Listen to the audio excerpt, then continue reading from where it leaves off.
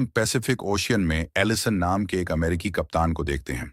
दरअसल में उसके ग्रुप पर जापानी सैनिकों ने हमला कर दिया था, जिससे एलिसन किसी तरह बचकर एक रबर राफ्ट तक पहुंचता है और कई दिनों तक समुद्र में भटकता रहता है। एलिसन अकेले ही आगे बढ़ रहा होता है। तभी उसे एक आइलैंड नजर आता है। ये देखकर वह जल्दी से अपने राफ्ट से आइलैंड की तरफ बढ़ता है और किनारे तक पहुंचकर राफ्ट को साइड में रखकर मदद की तलाश में इधर उधर देखने लगता है।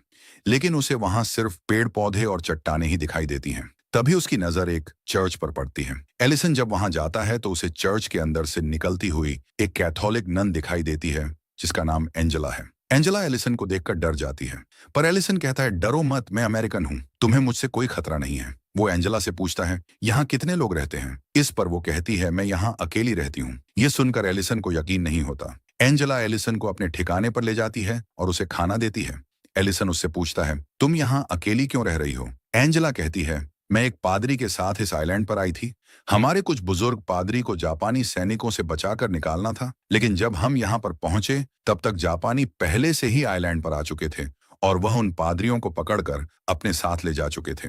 जंग का माहौल देखकर हमने तय किया कि कुछ दिनों तक हम यहीं छुपे रहेंगे, लेकिन कुछ दिन के बाद जिस पादरी के साथ मैं आई थी उसकी तबीयत बिगड़ गई और उनका निधन हो गया। तब से मैं यहाँ पर अकेली रह रही हूँ। मेरे लोगों को लगा कि जापानी सैनिकों ने भी मुझे पकड़ लिया है, इसलिए कोई मुझे बचाने नहीं आया। एलिसन भी उसे अपनी कहानी बताता है। वह कहता है कि मैं मरीन हूँ, हमारे ग्रुप पर जापानी सैनिकों ने हमला कर दिया था और मैं अपनी जान बचाकर किसी तरह यहाँ तक पहुंचा हूं। इसके बाद एलिसन थोड़ी देर आराम करता है। जब वह उठता है तब देखता है कि एंजेला मोमबत्ती जलाकर भगवान से प्रार्थना कर रही है और ईश्वर से मार्गदर्शन मांग रही है। फिर दोनों बाहर खाने की तलाश में निकलते हैं। एलिसन पेड़ पर चढ़कर नारियल और फल तोड़ता है और एंजेला को नीचे देता है, लेकिन एलिसन को प्रोटीन के लिए कुछ और खाने के लिए चाहिए होता है।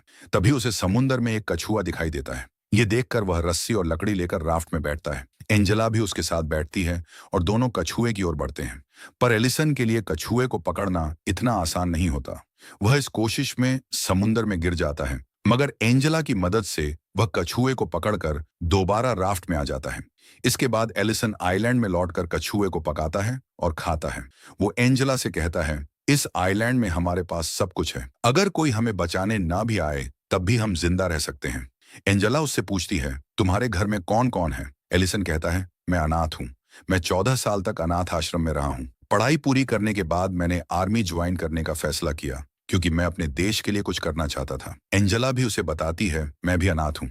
मुझे ईश्वर पर बहुत ज्यादा भरोसा है, इसलिए मैंने नन बनने का फैसला किया। इससे मुझे बहुत खुशी मिलती है और मैं लोगों को सही राह दिखाना चाहती हूँ। एलिसन और एंजेला एक दूसरे से काफी अलग होते हैं। एंजेला बहुत ही शांत स्वभाव की होती है। वह भगवान पर बहुत भरोसा करती है और नियमित रूप से प्रार्थना करती है, जबकि एलिसन भगवान पर इतना विश्वास नहीं करता और थोड़ा सख्त मिजाज का होता है। अगले दिन एलिसन और एंजेला को आसमान में जापानी लड़ाकू विमान दिखाई देता है। ये देखकर एलिसन एंजेला को लेकर छुप जाता है, क्योंकि अगर उन्हें देख लिया गया तो दोनों की जान जा सकती थी। एलिसन एंजेला से कहता है, हमें कुछ दिनों तक छुप कर रहना चाहिए। मैंने एक गुफा देखी है, वहां पर रहना ठीक रहेगा। एंजेला को भी यह सही लगता है, इसलिए वह एलिसन के साथ गुफा में चली जाती है और दोनों पूरा दिन वहीं रहते हैं। अगली सुबह उन्हें बम की तेज आवाज सुनाई देती है। एलिसन गुफा से बाहर झांक कर देखता है तो उसे दिखता है कि जापानी विमान आइलैंड पर भयंकर बमबारी कर रहा है। यह देखकर एंजेला बहुत डर जाती है और प्रार्थना करने लगती है। एलिसन उसे हिम्मत देता है और शांत करता है। कुछ देर बाद जब विमान वहां से चले जाते हैं तब दोनों गुफा से बाहर आते हैं। वो देखते हैं कि चारों ओर तबाही का मंजर है। उनका घर और चर्च भी पूरी तरह से नष्ट हो चुका होता है। तभी जापानी सैनिकों की एक टुकड़ी मौसम विज्ञान शिविर स्थापित करने के लिए आइलैंड पर आती है और जिस राफ्ट से एलिसन यहाँ आया था उसे भी नष्ट कर देते हैं।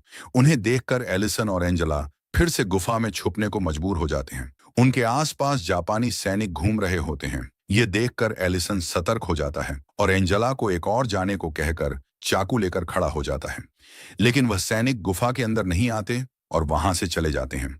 यहाँ एंजेला एलिसन से कहती है कि मैं खुद को जापानी सैनिकों के हवाले कर देती हूँ। मुझे उम्मीद है कि मेरे जैसे नन को वो कुछ नहीं करेंगे। इससे तुम्हें मौका मिलेगा यहाँ से भागने का। वो ये भी कहती है कि हमारे पास खाने के लिए कुछ भी नहीं बचा है, लेकिन एलिसन उसकी बात नहीं मानता और कहता है कि हम यह रिस्क नहीं ले सकते। वो तुम्हारे साथ कुछ भी कर सकते हैं, हमें यहीं छुपे रहना होगा। शाम को एलिसन गुफा से बाहर आता है।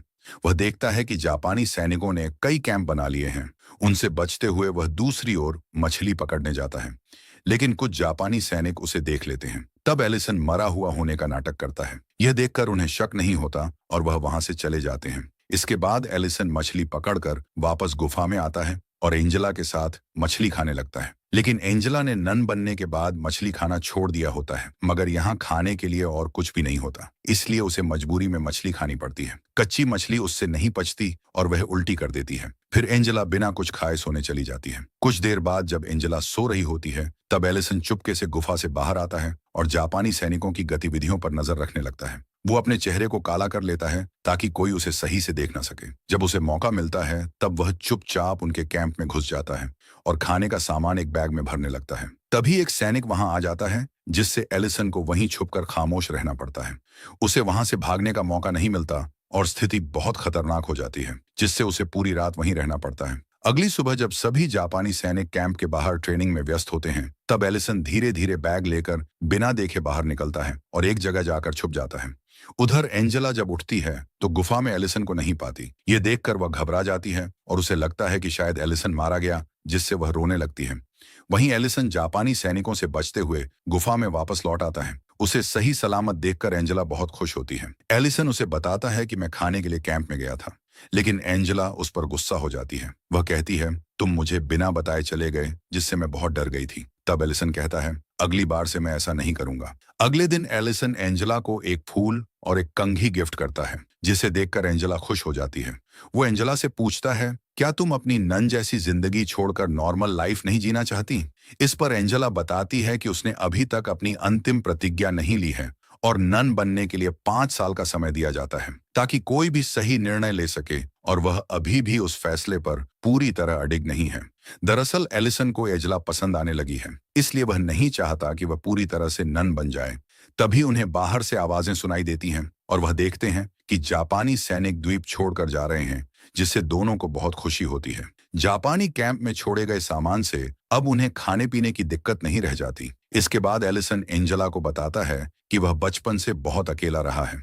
उसने कई मुश्किलें झेली हैं, लेकिन अब वो उसके साथ खुश रहना चाहता है और कहता है कि मैं तुमसे प्यार करने लगा हूँ, इसलिए मैं चाहता हूँ कि तुम अपना नन बनने का इरादा बदल लो और युद्ध खत्म होने के बाद मुझसे शादी कर लो। यह सुनकर एंजेला चौंक जाती है और कहती है कि उसने खुद को ईश्वर को समर्पित किया है और वह अपने ईश्वर को धोखा देकर किसी और के साथ नहीं रह सकती। यह सुनकर एलिसन को बहुत दुख होता है, पर वो उससे कहता है, अगर तुम्हें मेरी बातों से ठेस पहुंची हो तो तुम मुझे माफ करना। रात को दोनों खाना खाने के बाद बैठे होते हैं।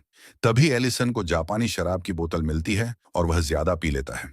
नशे में वह एंजेला की प्रतिज्ञाओं को व्यर्थ बताने लगता है और कहता है कि वह एडमम और ईव की तरह इस द्वीप पर फंसे हुए हैं, जिसे सुनकर एंजेला दुखी होकर बारिश में जंगल की ओर भाग जाती है और ठंड में वहीं सो जाती है। एलिसन उसे ढूंढता है, लेकिन ढूंढ नहीं पाता। अगली सुबह वह बेहोश हालत में उसे पाता है। एलिसन एंजेला को गोद में उठाकर कैंप की ओर ले जाता है। तभी वह देखता है कि जापानी सैनिक लौट आए हैं, इसलिए वह एंजेला को लेकर गुफा में चला जाता है, जहां उसकी हालत और बिगड़ जाती है। फिर एलिसन अपनी जान जोखिम में डालकर जापानी कैंप में घुसकर कंबल और दवाइयां चुराता है, लेकिन एक सैनिक उसे देख लेता है, जिससे बचने के लिए एलिसन उसे चाकू मार देता है और लाश छुपा देता है। वापस आकर वो जल्दी से एंजेला के गीले कपड़े बदलता है और उसे दवा देता है और पहली बार खुद प्रार्थना करता है। अगली सुबह जब एंजेला होश में आती है तो पूछती है कि उसके कपड़े किसने बदले। तब एलिसन बताता है कि उसकी हालत देखकर उसने बदले थे। वो फिर माफी मांगता है और कहता है कि कल उसने जो कुछ भी कहा वो नशे में कहा था। एंजेला उसे माफ कर देती है। तभी उन्हें बाहर बम की आवाज सुनाई देती है। एलिसन बाहर जाकर देखता है तो उसे पता चलता है कि आइलैंड में जापानी सैनिकों ने फिर से बमबारी की है, क्योंकि उनके एक सैनिक को एलिसन ने मार दिया है। यह बात उन्हें पता चल गई है, इसलिए वो लोग एलिसन को मारने के लिए चारों तरफ ढूंढ रहे हैं। एलिसन जब एंजेला को बताता है कि जब वह चादर लेने गया था तब एक सैनिक ने उसे देख लिया था, तो उसे आत्मरक्षा में मारना पड़ा। यह सुनकर एंजेला को बहुत दुख होता है और वह भगवान से माफी मांगती है। इसी बीच कुछ जापानी सैनिक खोजते हुए गुफा के पास आ जाते हैं। उनमें से एक कहता है, अगर कोई अंदर है तो बाहर आ जाओ, नहीं तो हम गुफा में ग्रेनेड फेंक देंगे। अब एलिसन और एंजेला के पास दो ही ऑप्शन होते हैं, या तो वह सरेंडर कर दें या फिर ग्रेनेड से मर जाएं। दोनों बहुत ज्यादा डर जाते हैं। एंजेला प्रार्थना करने लगती है। उन्हें लगता है कि अब उनकी मौत निश्चित है। तभी बाहर जोरदार बमबारी होती है और वहां मौजूद जापानी सैनिक जोर जोर से चिल्लाने लगते हैं। इससे एलिसन समझ जाता है कि अमेरिकी सेना ने आइलैंड पर बमबारी शुरू कर दी है। एलिसन और एंजेला गुफा से बाहर आकर देखते हैं कि अमेरिकी सेना के विमान जापानी सैनिकों पर बमबारी कर रहे हैं। यह देखकर दोनों खुश हो जाते हैं। एलिसन कहता है कि अमेरिकी सैनिकों को लैंडिंग आसान नहीं होगी, क्योंकि जापानी सोल्जर 4 तोप अपने साथ लेकर आए थे और उनको आइलैंड पर अच्छी तरह बिछा दिया गया है। इसलिए मुझे इन तोपों को निष्क्रिय करना होगा। एलिसन एंजेला से कहता है कि ईश्वर भी यही चाहते हैं कि मैं अमेरिकी सैनिकों की मदद करूं। एंजेला उसे जाने की अनुमति दे देती है। एलिसन गुफा से बाहर निकलता है और देखता है कि ज्यादातर जापानी सैनिक मारे जा चुके हैं। वह खुद को बमों से बचाते हुए दौड़ता है और एक एक करके तोपों को निष्क्रिय करने लगता है।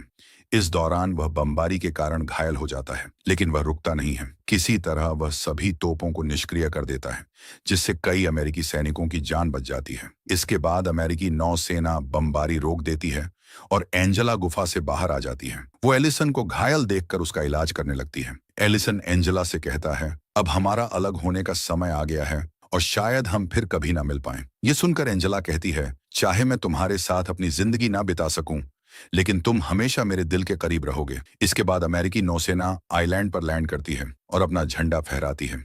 जब नौसेना का कप्तान एलिसन को जिंदा देखता है तो वह चौंक जाता है, क्योंकि उन्हें लगा था कि वह मारा गया है। वह लोग एलिसन को स्ट्रेचर पर लेटाकर ले जाने लगते हैं और उसके पीछे एंजेला भी चलती है। एलिसन ने कभी भी एंजेला पर अपने प्यार का दबाव नहीं डाला और उसके नन बनने के फैसले की पूरी इज्जत की। वहीं एंजेला भी एलिसन को समझती है और इसी के साथ फिल्म समाप्त होती है।